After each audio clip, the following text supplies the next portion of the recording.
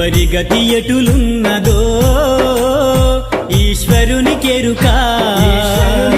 ఎవరికి విధముగా జరుగునో పరమాత్మకెరుక ఎవరి గతి ఎటులున్నదో ఈశ్వరునికెరుక ఎవరికి విధముగా జరుగునో పరమాత్మకెరుక ఎవరి స్థితి ఎటులున్నదో